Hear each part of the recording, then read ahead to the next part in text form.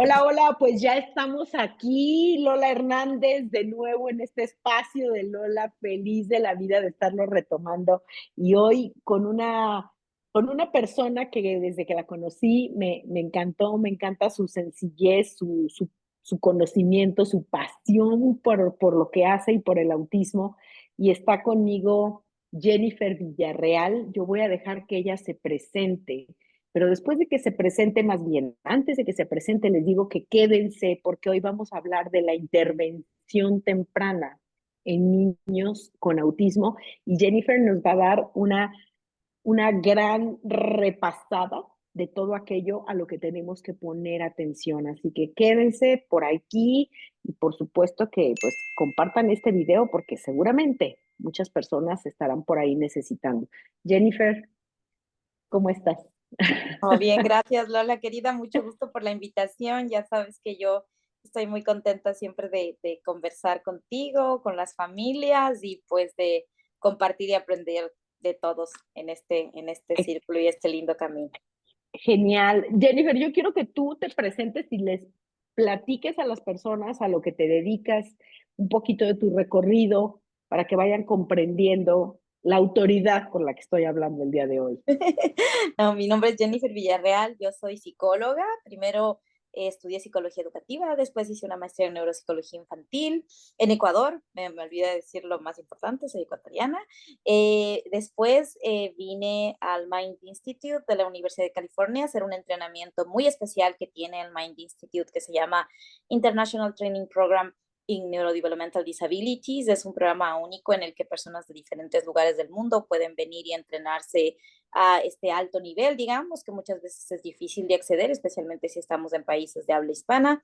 Después regresé a Ecuador y organicé, digamos, con más intensidad o claridad una clínica que se llama Neurodesarrollo Quito, que está en Quito, Ecuador.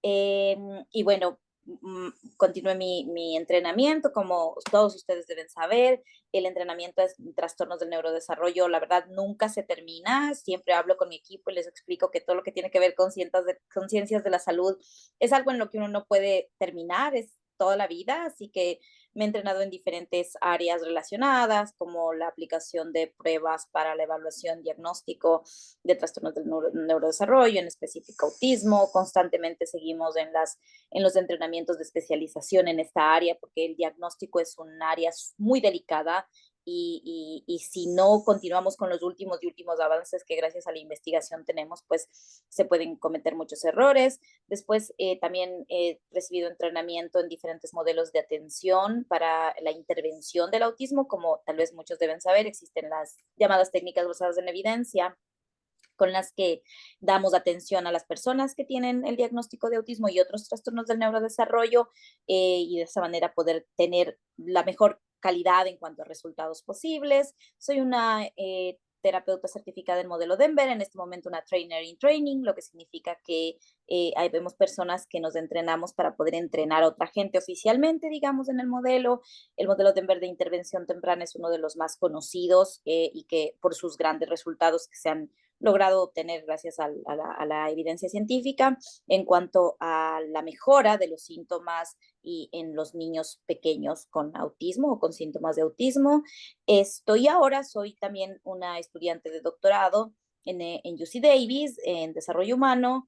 Mi especialidad está es en psicopatología infantil, en el Mind Institute de nuevo, que es esta clínica para tratar los trastornos del neurodesarrollo de la Universidad de California en Davis. Entonces vivo en California, pero mi clínica está en Quito, Ecuador, y eso me ha permitido también tener esta perspectiva en primera persona mía como terapeuta, como profesional, como evaluadora y también de toda la cantidad de pacientes que vemos en el Ecuador y que pues a uno como investigador ahora en esta parte de mi vida te da una perspectiva única que creo que se complementa muy naturalmente y muy necesariamente, ¿no? Entonces tengo como varias áreas en las que trabajo, pero todas se relacionan a lo mismo que son los trastornos del neurodesarrollo. Así que bueno, después de este podcast, de presentar a Jennifer, sabrán que estoy hablando con una en el tema, de manera que lo que hablemos aquí, pues no les quepa la menor duda que no solamente hay conocimiento de libro, sino que también hay el conocimiento de campo, ¿no? Así que, Jennifer, pues vámonos al tema de intervención temprana. En Claro. primera, quiero que nos clarifiques muy bien cuál es este periodo de intervención temprana, qué está sucediendo, por qué es tan crítico, que les quede bien claras a las personas, por qué es tan crítico este periodo en general, no solo con nuestros chicos con autismo.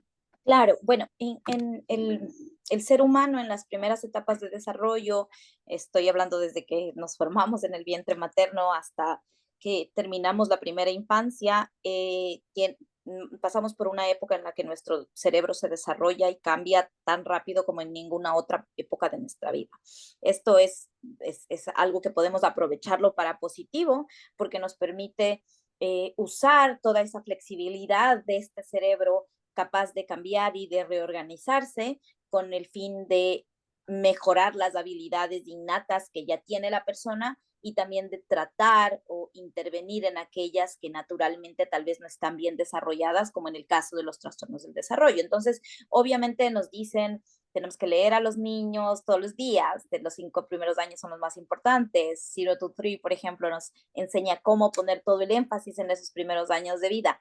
Tiene todo el sentido del mundo porque la evidencia ha demostrado que tanto para bien, es decir, si haces algo bueno para ese desarrollo, como para mal, por ejemplo, si tienes experiencias muy traumáticas en las primeras etapas de vida, el impacto va a ser mucho más grande que si pasa en otras etapas de vida. Entonces, al mismo tiempo que el cerebro es flexible, es sensible para lo bueno y para lo malo. Obviamente nosotros tratamos de tomar lo bueno y las políticas públicas, por ejemplo, tratan de evitar lo máximo que se pueda lo malo al respecto del desarrollo en general infantil, ¿no? Entonces, es importante porque es plástico, porque es la época en la que más cambia, porque se dan etapas del desarrollo neurológico que son únicas del momento, como la poda neural, por ejemplo, y porque más adelante podemos basarnos en esta estructura básica para construir sobre ella todo lo demás que podamos hacer. Ajá. Fíjate, hay dos cosas dentro de todo esto que dijiste que me encantaría que nos ampliaras un poquito más. En primera, tú hablaste que es la etapa del desarrollo, desde el vientre materno hasta que Los los 6, años 7, aproximadamente. Sí, aproximadamente 5. digo los 5 por decir 5.11 y no 6, aunque tú sabes que en realidad esto en desarrollo nada está escrito en piedra, ¿no? No habrá Claro. niños que se demoren un poco más, que esa etapa dure mucho, pero podemos decir que hasta los 5.11 o 6 en punto años, más o menos, termina Ajá. esta etapa tan importante. ¿Hay una variación entre niños y niñas? O sea, ¿puede haber diferencia entre varón, hembra? No tenemos información clara respecto a que haya gran diferencia. Sí tenemos información al respecto de cómo el cerebro de los niños y de las niñas en ocasiones puede estar más especializado para X o Y actividad, pero en cuanto a la época de flexibilidad mental o de plasticidad neuronal, no tienen por qué haber diferencias entre niños y niñas hasta lo que sabemos ahora. Ok, mencionaste la parte de tratar de evitar las afectaciones negativas y hablaste como ejemplo el trauma. Sí. Esto incluye el trauma vivido de la madre, por ejemplo, durante la etapa de la gestación. Bueno, hay muchos estudios al respecto de cómo puede afectar las situaciones adversas psicológicamente y físicamente, obviamente, de las madres al embarazo y por lo tanto, embarazo, parto y igual a el bebé, porque si tú tienes una mamá que tiene un bebé prematuro, una mamá que sufre con complicaciones relacionadas, por ejemplo, a su presión arterial, y el bebé por ende va a estar afectado. Entonces es como una pelotita que rebota a una parte y luego va a rebotar a la siguiente, pero definitivamente que hay evidencia de cómo la afectación psicológica es igual a afectación física y la afectación física es igual a consecuencias para el bebé o para el niño que van a hacer. Excelente. Ahora mencionaste la poda sináptica y me encantaría que la bajaras al piso porque para mí que he estudiado un poquito sobre la poda sináptica me parece algo fascinante, pero también muy importante que las cuidadoras y los cuidadores estemos conscientes de lo que es esto Claro, y el claro que sí. impacto. Ujú. Claro, claro que sí. Esto, mira, cuando los bebés nacen, haz de cuenta, yo lo voy a decir así muy naturalmente, como lo explicaría un Definitivo. niño. Cuando los bebés nacen, nacen con un montón de neuronas, ¿sí? Que van a hacer conexiones y que van a permitir que se creen estas redes de los aprendizajes que nosotros hacemos. Por ejemplo, voy a decirte de una manera cualquiera, por ejemplo, se une esta neurona con esta neurona y aprendí a meterme la cuchara a la boca para tomar la sopa. Se une esta neurona con esta neurona y aprendí a sonreírle a mi mamá. Y esos caminitos, esas uniones generan lo que aprendemos ahora, pero para eso necesitamos esas neuronas primero, ¿no es cierto? Tienen que estar ahí en nuestro cerebro y unirse unas con otras a través de los aprendizajes y de toda la interacción que tenemos en nuestro cerebro para lograr lo que luego haremos en la vida real. Cuando los bebés son muy pequeñitos, nacen con muchísimas más neuronas y conexiones de las que tenemos más adelante cuando ya especializamos nuestras habilidades y nuestros conocimientos. La poda neural se refiere a este concepto en el que se eliminan conexiones que realmente no son necesarias y que tienen que ver y que se crean inicialmente para que el niño pueda tener esa estructura básica dentro de la cual se construyan los futuros aprendizajes. Entonces, es una eliminación estratégica. ¿Para qué tengo tanto de esto? Si no, realmente no lo voy a usar, no me sirve. Ya se están generando estas otras conexiones y se va especializando el cerebro en esas habilidades que realmente necesito tener y ya no necesito tantas de estas conexiones sinápticas con las que inicialmente, cuando era muy pequeñito, nací y empecé a desarrollar. Ujú. A mí lo que me parece fascinante de la poda sináptica, Jennifer, y tú me corriges si estoy diciendo una barbaridad, es que así como se elimina todo lo que no lo necesitan, pueden haber cosas de las que se puedan beneficiar, como por ejemplo toda la parte afectiva, Uh -huh. y porque no se usan suficiente esas conexiones, pues en la poda sináptica también puede decir, a ver, esto de los abrazos fuera, ¿no?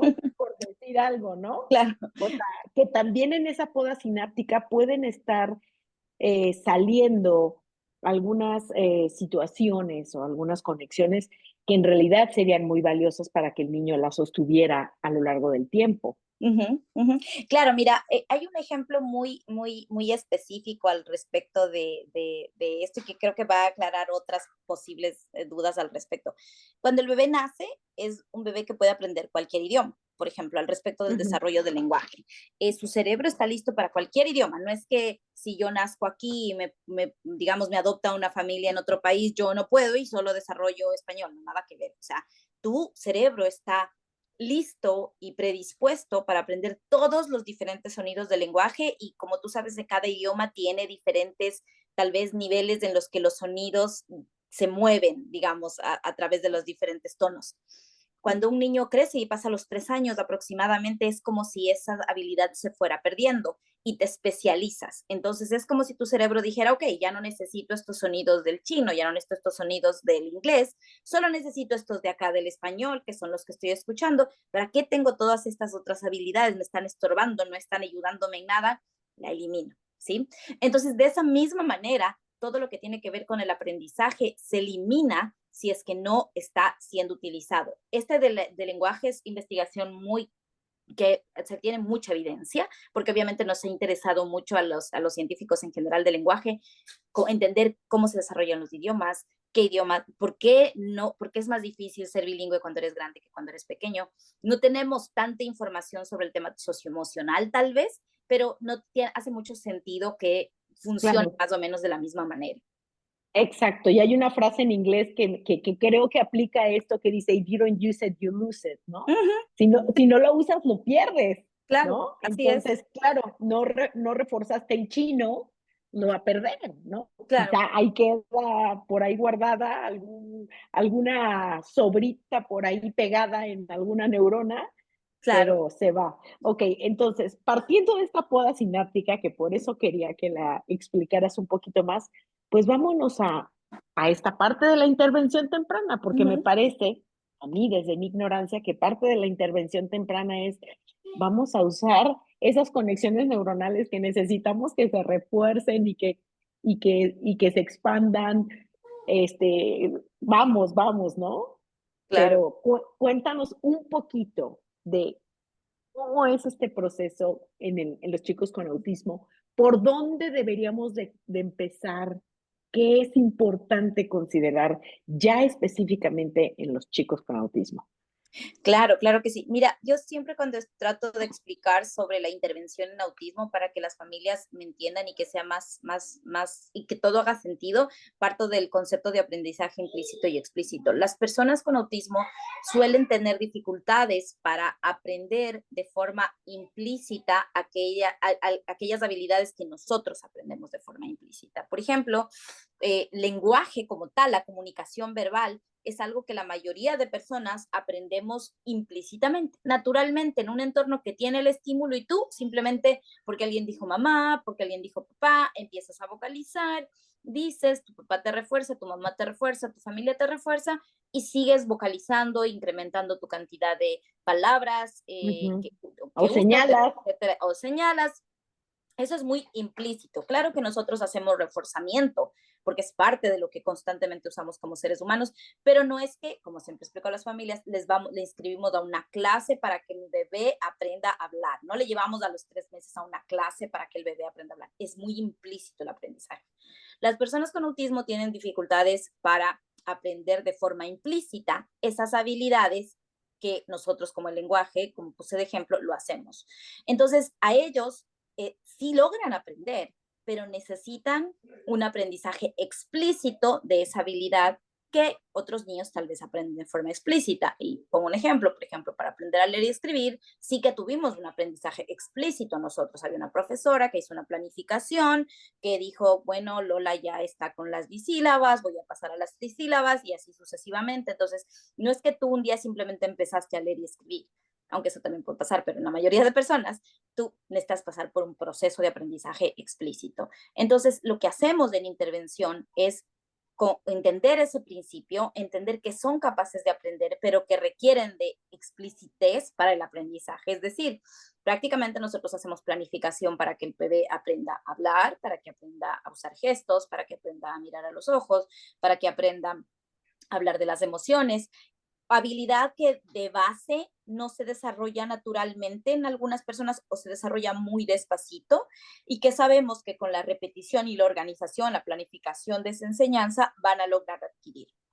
Esa es más o menos la idea general de la intervención en general, no solo de la intervención temprana, sino de la intervención en personas con autismo. Yo siempre digo que el autismo es uno de los trastornos del desarrollo que yo considero muy nobles, porque hay mucha posibilidad de rehabilitar, no es una incapacidad para, especialmente en el autismo grado 1 y 2, que hay mucho por lograr, es una dificultad para, pero que pueden realmente aprender muchísimo de lo que inicialmente no nació con la persona de forma natural a desarrollarse. Exacto. Ahora, Jennifer, una pregunta. En esta intervención temprana, mm, ¿en qué momento una mamá, un papá, se dan cuenta? Y aquí vamos a hablar un poquito de cuándo te das cuenta que algo está pasando, ¿no? Uh ¿Cuándo -huh. tú observas a qué edad es más o menos cuando puede ocurrir y qué se supone que deberían de estar observando? Sí, claro. La verdad es que cada vez tenemos más reportes de cómo los papás notan las dificultades las cosas llamativas, digamos, en sus bebés antes del año. Esta transmisión de información no es tan exacta como veo que mi hijo no me mira a los ojos, veo que mi hijo no es recíproco conmigo. No, no es así. Veo que hay algo que no está tan bien. Ese es el reporte de los papás. Entonces, al parecer, de acuerdo a la evidencia al respecto de la primera preocupación de padres, es bastante rápida. Creo que el problema radica en qué pasa después de esa primera preocupación, porque claro, el padre no es un experto en esta área ni tiene por qué serlo y normalmente acude al pediatra o a la profesora de la guardería o al médico que atiende a la familia y le comenta esta preocupación de algo como que no está tan bien, me preocupa algo, pero no entiendo qué, es algo raro, que es lo que suelen decir los papás. Y claro, como no todo el mundo está entrenado en esto, puede haber, lo que suele pasar es, no, tranquilo, ya va a desarrollar, no es tan raro, no, ya va a crecer, es muy pequeño para decir eso, cuando al contrario, nada que ver. Lo que dice la evidencia, por eso hacemos intervención temprana, es que mientras más temprano se detecte, más rápido intervenimos y más probabilidad de aprovechar ese cerebro plástico y flexible tenemos para que estos déficits, tal vez iniciales, puedan corregirse de alguna manera, porque tienen la capacidad para hacerlo más adelante. Entonces, creo que hay un estancamiento en la remisión, pero los padres se dan cuenta muy rápido. A veces los papás no identifican bien qué es lo que está pasando. Muchos papás reportan, por ejemplo, muchos problemas de sueño. En mi experiencia clínica, los problemas de sueño, dificultades también esto para la comunicación en general, bebés que son muy demandantes o bebés que al contrario no son tan demandantes y llama la atención. Los padres también reportan de bebés muy tranquilos, por ejemplo, a veces bebés muy sensibles, que esto puede tener que ver con la sensibilidad sensorial. No sabemos, pues obviamente, lo que un bebé de 8 meses está sintiendo, no nos puede decir, esa es una gran limitante, pero los papás identifican algo en la conducta del bebé que no es normal. A veces también tenemos problemas gástricos desde pequeños, constipación intensa, pueden ser primeros síntomas tan pequeños como bebés, o sea, de meses. Entonces, obviamente son estos síntomas que estoy mencionando, son muy divergentes, ¿no es cierto? Una cosa muy diferente a la otra, orgánico, conducta, pero pueden ser los primeros indicadores que obviamente una persona que reciba esta información y pueda juntar las piezas puede decir, ok, me parece que va más bien por este otro lado, busquemos ayuda, ¿no? Otra persona que lo ve aislado diría, no, lo del pañal, lo de la constipación es una cosa que nada que ver con la socialización, ¿no? Que nada que ver con Mm. no necesariamente. Ok, ok. Ahora, yo voy a dividir esta pregunta que te voy a hacer en dos vertientes. La situación ideal, en la situación ideal, los padres se dan cuenta, tienen acceso a la evaluación, posteriormente a la intervención. ¿Qué debe incluir la intervención temprana en un niño que vamos a suponer al año y medio ha sido detectado ya con un perfil de Más autismo temprano. o no sé si a esa edad ya les están dando el diagnóstico, Jennifer? ¿Al año y medio, por ejemplo? Sí, ya podemos dar el diagnóstico al año y medio, menos del año y medio tenemos que tener cuidado, pero no es que no podamos, claro que podemos. ¿Y por qué es esto? Justo para que la gente acceda a intervención temprana. Es que sea como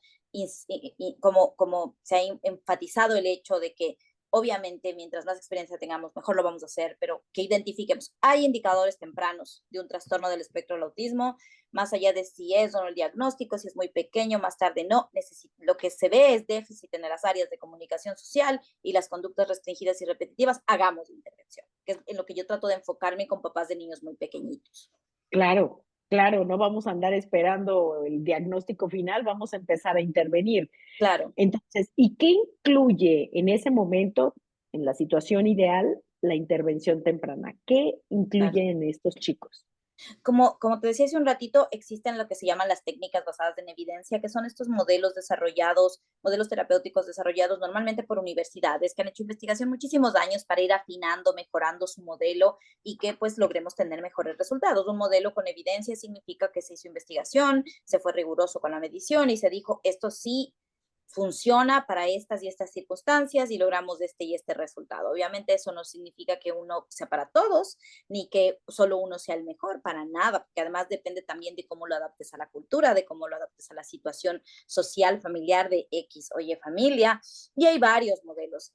Normalmente en lo que yo más me especializo es en los modelos que usan técnicas naturalistas de intervención, es decir, aquellos en los que la relación con el niño y la interacción es muy natural y aprovecha el entorno natural y las interacciones naturales cotidianas para hacer la rehabilitación, más que hacerlo como tan estructurado y como rígido o como creada la situación.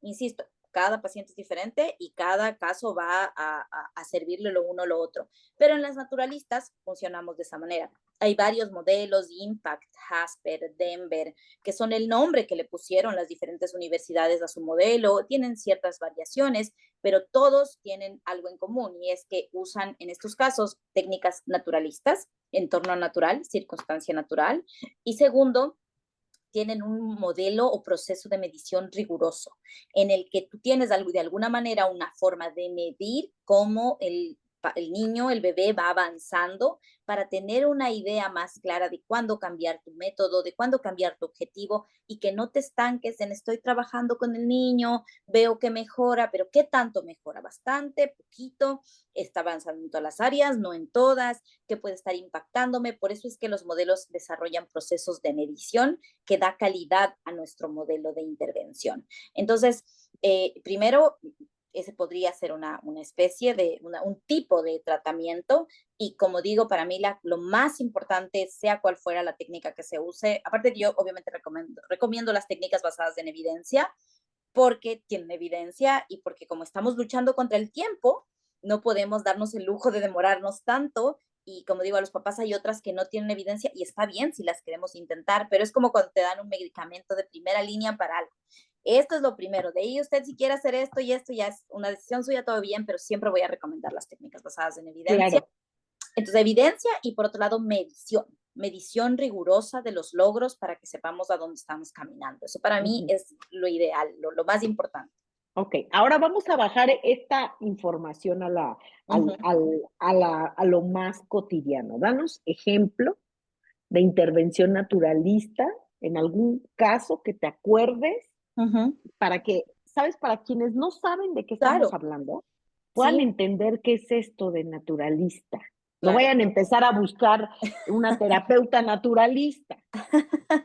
Claro, a ver, yo Lleguen a otro lado. sí, lo lindo de todo esto para las familias y que me encanta que ahora en los modelos están centrándose más en familia, es que para usando técnicas naturalistas, los padres o la familia son parte del equipo terapéutico. Ellos se vuelven expertos finalmente en la intervención de su hijo. Les enseñamos a hacerla. ¿Por qué? Porque primero, no tiene sentido que solo nosotros seamos los expertos en cuanto a que con quien más tiempo pasa el niño es con la familia.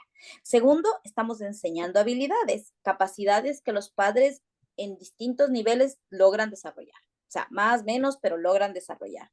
Tercero, al referirnos a naturalista, es aprovechar todo lo que pasa en el ambiente natural y así hacemos intensividad, porque es tanto lo que hacemos cada día, la hermana, la tía, la abuelita, el papá, la mamá, que es como si tuviéramos las 8 horas típicas de las que se hablaba y que hasta ahora muchos niños reciben de ABA, por ejemplo, pero en un entorno natural y sin un terapeuta, sino mediada por padres. Incluso los modelos de los que te hablé, muchos tienen un modelo adaptado para padres, es decir, en el que los padres aprenden, los padres se convierten en los terapeutas principales y los niños avanzan. Hay evidencia de eso. Entonces, estos modelos se crean y se desarrollan con la posibilidad de que los padres tomen la batuta de la intervención de su hijo y no dependan tanto de otros profesionales. Hace mucho sentido, hay tantos niños con autismo en la actualidad que no alcanzarían todos los terapeutas del mundo para abarcar a todos, así que qué lindo que podamos ya los padres ser protagonistas en esto. Entonces, Exacto. ¿qué es lo que hacen los papás en este tipo de modelos? Primero, obviamente nosotros ayudamos normalmente con el tema de la planificación, la medición, que es la parte más aburrida, digamos, de la situación, porque es medir, cuantificar, etcétera. Pero básicamente se trabaja con estrategias que están comprobadas, que ayudan a los niños con autismo a aprender, porque recordemos, la terapia que hacemos nosotros es enseñar habilidades, no es magia, es enseñar. Claro. Entonces, hay ciertas estrategias que sirven a los niños con autismo para aprender más rápido, como por ejemplo la imitación, como por ejemplo los juegos sociales sensoriales, como por ejemplo el reforzamiento de las habilidades naturales. Todo esto lo usamos. Entonces, ustedes pueden imaginarse una sesión de modelo Denver o de técnicas naturalistas con una mamá o una terapeuta en el piso, con un bebé, jugando, se ve así, ¿no? Se ve como que estuviéramos jugando, pero estamos usando esas estrategias. Digamos que yo quiero enseñarle a mi hijo pequeñito a que apunte con el dedo. ¿Por qué quiero enseñarle que apunte con el dedo? Porque es una forma de comunicación no verbal que normalmente aparece previa a la comunicación verbal y como la comunicación es como una escalerita en la que voy subiendo un escalón y luego subo el otro y el otro, quiero enseñarles esas habilidades de uso de gestos para que poco a poco sus conexiones relacionadas a la comunicación, cuando hago esto, estoy comunicando algo, vayan incrementándose y luego asocia en su cabecita, lo digo en esta forma tan fácil, Sí, sí, sí, ok, sí. digo ma, significa para llamar a mi mamá. Eso, para eso sirve esto. Pero esas conexiones son las que no se hacen tan fácilmente. Entonces, si quiero enseñar a que mi hijo apunte, voy a usar lo que más le gusta, obviamente. Me imagino que a él le gustan mucho los plátanos y que yo tengo en mi casa plátanos y tengo manzanas y estamos en la hora de la comida y yo le pongo los dos y le digo, ¿cuál de los dos quieres, el plátano o la manzana? Entonces tal vez el bebé todavía no haya desarrollado esta habilidad, tal vez tenga un año y no la tenga desarrollada a pesar de que ya debería y digamos que solo estira la mano o las dos y hace como algo quiere, pero no logra todavía entender que esto es elegir. Entonces, lo que voy a hacer tal vez es usar apoyo físico parcial, que son parte de las estrategias de enseñanza que nos enseñan estos modelos. Sí, Tal vez casi le que va, le agarras así ajá, el capaz de hago el dedito. dedito y parcialmente digo, bien, tienes tu plátano, ahí está. Tal vez, pero claro, aquí viene el truco de todo esto y es ir decreciendo los apoyos y ser consistente. Si ya hice eso ahorita, tengo que hacer más tarde otra situación en la que elija o decirle cuál de esos quieres, de los que están ahí arriba, y incentivar, de manera que en la cabecita del niño, como yo suelo explicar, sea como, ok, cuando hago esto me dan lo que quiero, cuando me ayuda mamá, entonces hay más probabilidad de que la siguiente y la siguiente el niño haga la conexión y haga este match de, ok, esto es lo que tengo que hacer para que me den. Y por eso tenemos que ir decreciendo apoyos, porque si le sigo cogiendo la manito todas las veces, hago que el niño no logre entender y no logre avanzar al siguiente paso de la habilidad ya independiente. Entonces ahí viene todo el tema del decrecimiento de apoyos, que también lo tenemos que Claro, tener en nuestra cabeza, pero más o menos así es como se ve. Y lo puedo hacer genial. mientras juego, mientras le doy de comer, mientras decido qué camiseta le pongo, mientras decido si le baño en ducha o en tina. Millones de oportunidades para que el niño desarrolle o practique la habilidad. Exacto. Y fíjate, esto que hablas de ir decreciendo, me encanta que lo menciones porque así como tienes que ser paciente, que a lo mejor te va a tomar un tiempo en que esto suceda, de la misma manera de crecer los apoyos, ¿no? A lo mejor una mamá le hace 2 veces esto y te dice, Jennifer, no funciona. Oye, pero si llevas 2 días apenas haciéndolo 4 veces al día. Uh -huh, uh -huh. Sí, pero no funcionó. Entonces, de esa misma manera, como hay que decrecerlo, hay que tener un entendimiento de, bueno, por cuánto tiempo yo voy a hacer eso hasta que finalmente, a lo mejor yo soy la que voy a hacer esto Uh y ver -huh. si me imita haciendo Así es, esto, claro. ¿no? Has descrito adecuadamente una escalada de proveer apoyos, ¿no? Tal vez al inicio de apoyo físico total, apoyo físico parcial, gesto para que el niño imite, o tal vez luego sea solo la instrucción verbal, pero tengo que ir decreciendo los apoyos siendo sensible a cómo el niño va avanzando. Y la cantidad de repeticiones es básica, o sea, lo que tú acabas de decir, imagínate que si estamos enseñando a apuntar a un niño, nosotros en una hora aproximadamente le daremos al menos unas 6 oportunidades de hacerlo, así que calcula eso al día. ¿Cuántas deberías hacerlo para decir, ok, sí, ya intenté todas las veces? Son muchísimas. Al inicio para las familias puede sonar esto un poco como demasiado, pero lo que en mi experiencia he visto y lo que se ha visto también con la investigación que se ha desarrollado, es que los papás aprenden y lo incorporan.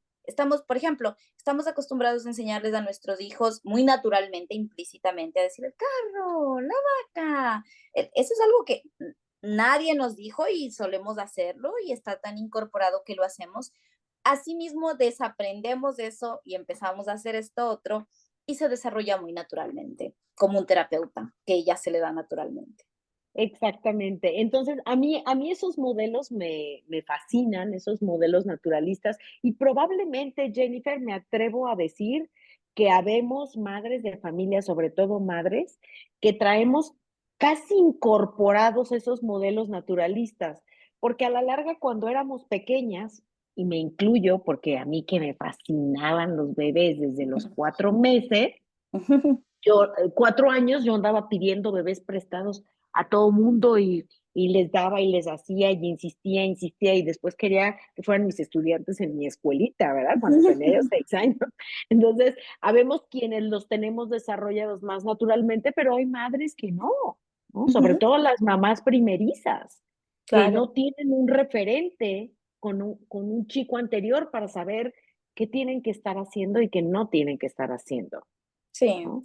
sí. Entonces, Jennifer, en esta parte del modelo naturalista, ¿En dónde cae la comunicación, o sea, la parte de la comunicación? Porque tú sabes que la desesperación de muchos padres es, quiero que hable. Mm, sí, sí.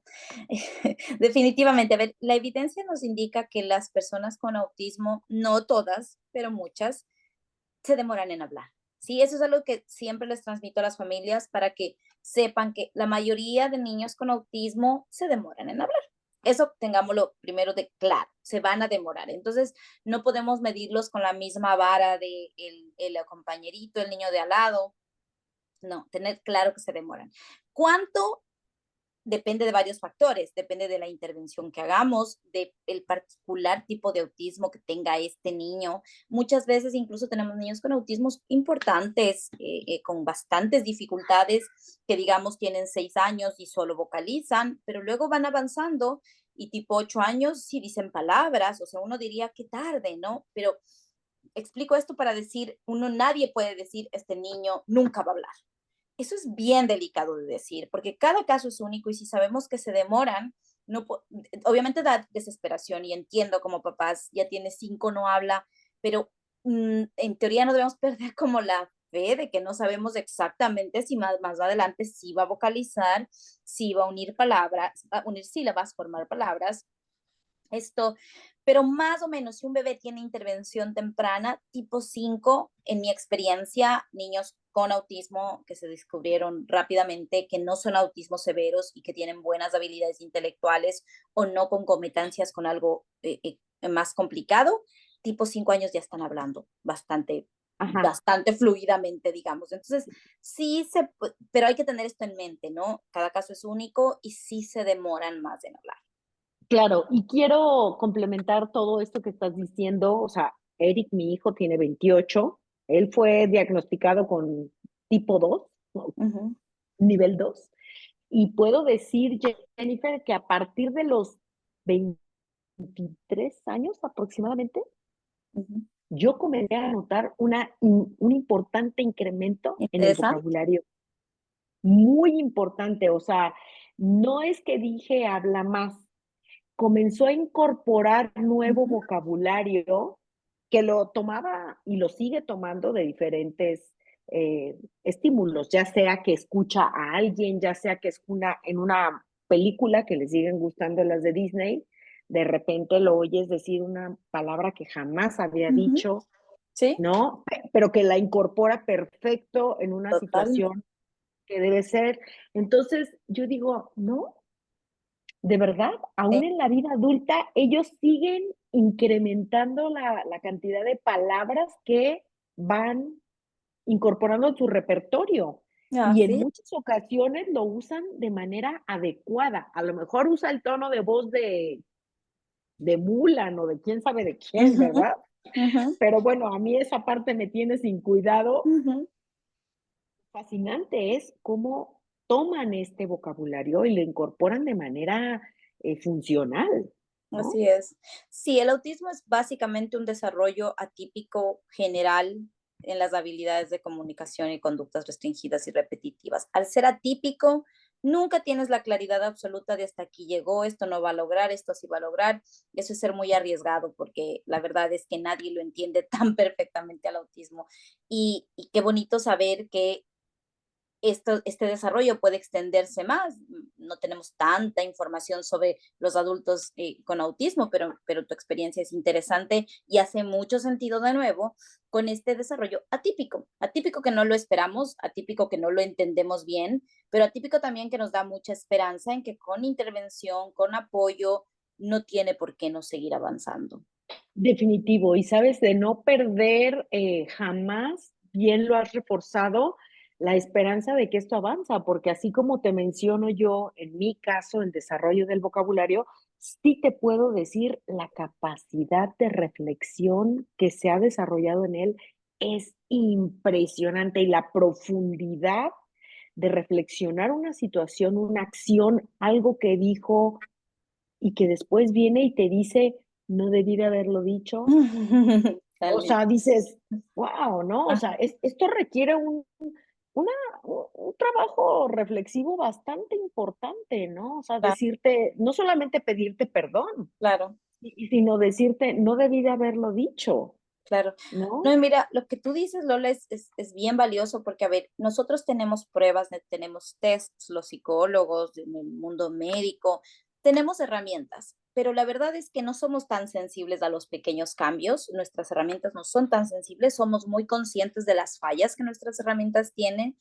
y ahí es cuando el rol protagónico de los padres como reporteros, como los que reportan los progresos del niño, son únicos, porque hay cosas que no va a poder medir un test, hay cosas que solo que el día a día te va a poder dar la medida y De no podemos acuerdo. dejar de mirarlo y no podemos dejar de darle importancia. Cada vez estamos tratando eso de mejorar, porque de verdad que nuestras medidas son muy malas, pero, o bueno, no son lo suficiente, quisiéramos hacerlo mejor y quisiéramos hacerlo mejor, obviamente, pero mira este insight tan importante, ¿no? Que cuando una persona hace un modelo de intervención, no puede aplicarlo solo, no debería aplicarlo solo como el libro, así, pum. No, no, No, no. Tiene que estar involucrada papá, mamá, familia, abuelita, conocer qué es lo que más le cuesta, conocer en qué sí está progresando, aunque tu papel no te diga eso, porque tu medida tal vez no sea tan perfecta, siempre el lado humano y el lado lógico y razonador tiene que estar por sobre cualquier otra cosa, ¿no? Y qué bonito exacto, entender y aprender de esta experiencia tuya. exacto. Y es ahí en donde yo digo, a ver, la ciencia no puede sola y los padres tampoco podemos solos y los terapeutas tampoco pueden solos, o Ujú. sea, ni los docentes pueden solos. Entonces, aquí es como toda una tripulación que se tiene que montar en el mismo barco y quizá los padres somos los capitanes, ¿no? Del barco, pero a la larga el barco le pertenece al niño, Así es. Sí, ¿no? sí, sí, sí, más nos conviene unirnos y hacer todo juntos para poder ayudarles de la mejor manera. Exacto. Jennifer, me ha encantado esta información tan valiosa, muy valioso que nos hayas explicado lo que son los modelos naturalistas, para que por favor que no anden ahí ustedes buscando una terapia naturalista y les den otra cosa que no es. Y básicamente es, te vamos a acompañar a hacer tu rol de madre, tu rol de padre de una manera más organizada, avanzada, con objetivos, con metas que se puedan medir. Muy importante lo que dijiste, ¿no? Porque es como dicen los Sí, papás, es que no avanza. Y bueno, a ver, ¿cómo mides tú que no avanza? Cuando tú a mí me dices, mi hijo no avanza, ¿qué es lo que estás midiendo que no avanza? ujú, sí, sí, tienes que tener un plan y organización, como en todo, organización, planificación, un buen equipo con el que te comuniques, con el que tienes que tener un informe, tienes que tener una planificación, esto vamos a hacer, un norte, ese es algo tan heterogéneo como el autismo, algo tan único como el desarrollo humano, de esta persona única en el mundo que no hay otra que se repite es tan diverso que si no tenemos algo de organización detrás, difícil es poder avanzar a pasos más seguros.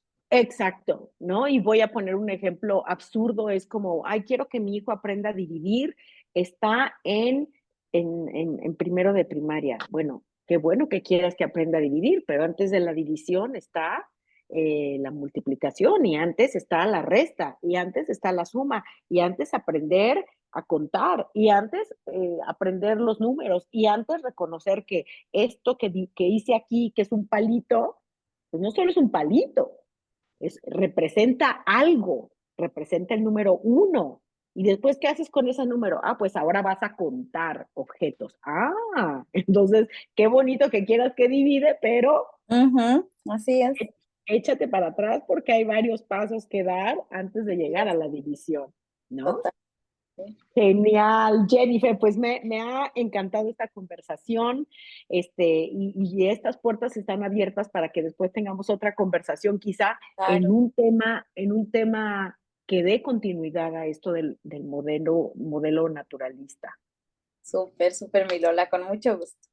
Así que pues con mucho cariño y bueno, gracias a todas las personas que en algún momento van a escuchar esta conversación. Suscríbanse al canal, vamos a seguir publicando más entrevistas con especialistas tan maravillosos como Jennifer y aprenden ustedes y bueno, y yo aprendo. y luego digo barbaridades, pero gracias al cielo tengo a los especialistas que me dicen, Lola, cálmate, ahí, por ahí no es. Así que muchísimas gracias, Jennifer. Gracias. Nos Gracias a vemos. todos. Hasta Chao. luego. Bye.